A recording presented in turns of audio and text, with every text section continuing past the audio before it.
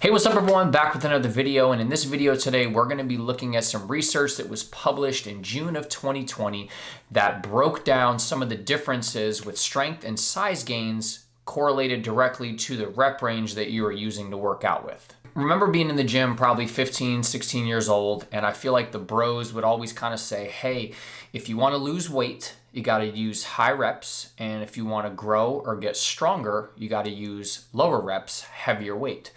So I think it's kind of cool that now, being older, I can actually read and look at some research as opposed to taking everything at face value. I think rep ranges is one of the things that is always going to be heavily debated in the fitness industry. Before I read this article, I would say that I think if all of the same amount of volume was equated, I think that the outcome would be similar, meaning sets and reps probably aren't that important. I think just overall body of volume is going to play the biggest role. But let's dive in and see what the research says.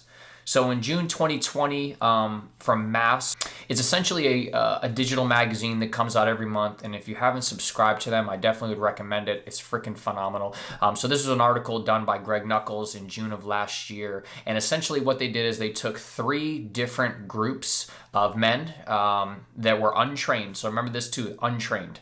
And they essentially broke them up into 3 different categories. So the first group was performing 7 sets of 4 reps. The second group was doing 4 sets of 8 reps. And the third was doing 3 sets of 12 reps. Okay, so essentially what they were going to look at was at the end of this, I believe it was a 10-week study, they were going to see the differences in pec growth and then also strength gains, because obviously those are the most important things for most people when it comes to lifting.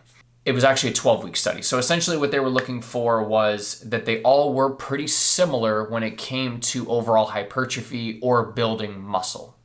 So as of kind of, I thought, because I think they all do fall similar into that volume window, I think that is probably why it did that. So essentially what they found was, even though the pec growth was similar in all 3 studies, it did look like the people that were training in a heavier or lower rep range did end up seeing a bigger increase in their 1 rep max.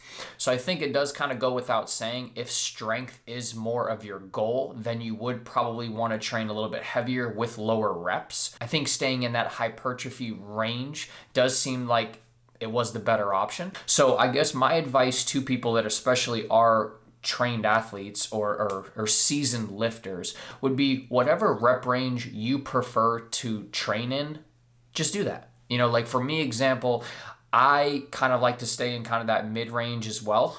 So I think essentially whatever works best for you and what is going to help you make sure that you continue to lift in the gym consistently, that's probably the most important thing. So I think when it comes to overall volume, that is the biggest factor to think about. And I think a couple other things to think about is training that muscle group that you do want to grow more frequently.